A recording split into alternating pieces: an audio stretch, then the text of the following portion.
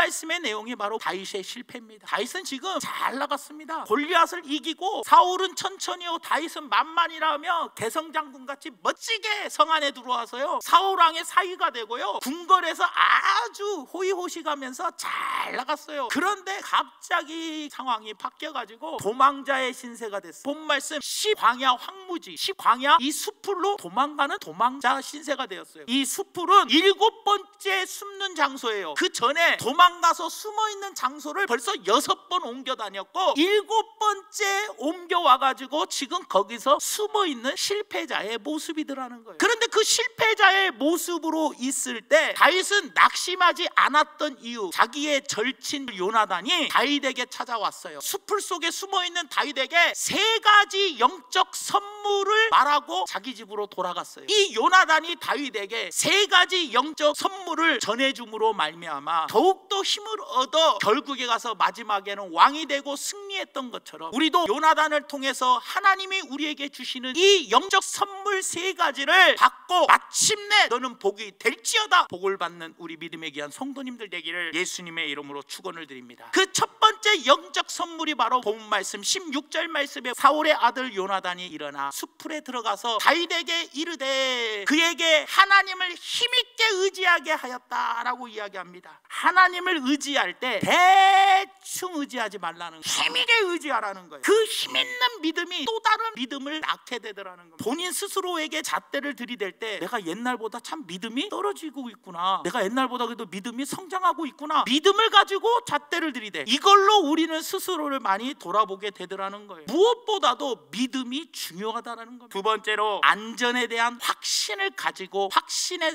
영적 선물을 받아서 출발하라는 거예요. 본 말씀 17절 상반절에 곧 요나단이 그에게 이르기를 두려워하지 말라, 내 아버지 사울의 손이 너에게 미치지 못할 거다. 우리 아버지가 네 목숨 절대로 해하지 못하게 할 거다. 사울의 손이 절대로 너에게 미치지 못한다. 너 안전하다. 두려워하지 마라 라고 분명하게 이야기해 주더라는 거예요. 본 말씀 14절에도 마지막에 하나님이 그를 그의 손에 넘기지 아니하셨다라고 이야기해요. 지금 다윗은요 도망자 신세입니다. 7번을 옮겨 다니며 숨고 있어요. 이런 숨어있는 상황 속에서 주민들이 사울왕에게 지금 다윗이 저기에 숨어있다, 그래서 옳거니 이제 600명이 숨어있는 장소를 확실히 알았으니 3000명의 군사를 이끌고 잡으러 갑니다. 잡히는 목숨이요, 다윗은 죽는 위기에 처해 있었어요. 하지만 하나님께서 그때 역사해 주셔서 블레셋 군대가 이스라엘을 쳐들어와 버리는 거예요. 본 말씀 이후에 이스라엘에서 병사가 와가지고 사울왕이요 급히 오라는 거예요. 빨리 와라. 전가를 딱 받았어요. 그래서 적들이 쳐들어왔다니까 다윗을 나중에 잡고 적들을 막는데 먼저 투입이 돼야 할 거 아니에요. 그래서 블레셋을 치러 다윗을 거의 잡으려고 할 판에 하나님이 지켜주시사 사울이 다윗을 죽이지 못하고 블레셋 군대와 전쟁을 하러 다시 돌아가 버렸더라는. 그래서 그곳 이름을 본 말씀 이후 28절에 이에 사울이 다윗 뒤쫓기를 그치고 돌아와 블레셋 사람들을 치러 갔으므로 그곳을 셀라 하마느고, 다시 말하면 나를 해하려고 하는 적들로부터 하나님은 나를 분리시켜 주셔서 나의 생명을 안전하게 지켜주신 하나님이라는 뜻을 가지고 있다라는 거예요. 여러분들, 사랑하는 여러분, 그러므로 우리는 사방으로 우겨싸임을 당하여도 걱정할 필요가 없어요. 왜냐하면 성도에게는 항상 위로 향한 직통문이 있기 때문에 하나님은 나를 해하려고 하는 적들로부터 분리시켜 주셔서 나를 안전하게 거하게 해주신다라는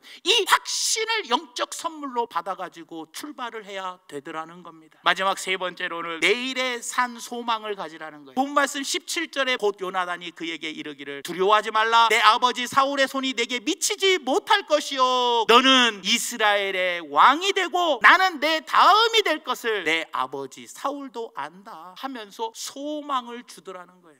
사랑하는 성도 여러분, 아무리 봐도 부족한 것이 많습니다. 그렇지만 살아계신 하나님을 믿기 때문에 나에게는 부족한 게 많아도 우리에게는 산 소망을 가지고 한 해를 출발해야 되더라는 겁니다. 에스라 10장 2절을 보십시오. 엘람 자손 중 여히엘의 아들 스가냐가 에스라에게 이르되 우리가 우리 하나님께 범죄하여 이 땅 이방 여자를 맞이하여 아내로 삼았으나 이스라엘에게 아직도 소망이 있나니. 하나님이 금하신 이방 결혼을 했다, 그리고 많은 범죄를 저질러 들었지만 그들에게는 아직도 범죄한 자에게도 소망이 있다라는 거예요. 하나님은 우리에게 어떤 소망을 주셨느냐? 회개라는 소망을 주셨어요. 우리의 죄를 기억하지 아니하신다라는 소망을 우리에게 주셨잖아요. 그러니 우리가 살아갈 수 있는 게 아닙니까? 우리는 죽음을 두려워하지 않는 이유가 뭡니까? 우리에게는 왜 산 소망이 있습니까? 베드로전서 1장 3절에서 4절 말씀에 우리 주 예수 그리스도의 아버지 하나님을 찬송하리로다. 그의 많으신 긍휼대로 예수 그리스도를 죽은 자 가운데서 부활하게 하심으로 말미암아 우리를 거듭나게 하사 산 소망이 있게 하시며 썩지 않고 더럽지 않고 쇠하지 아니하는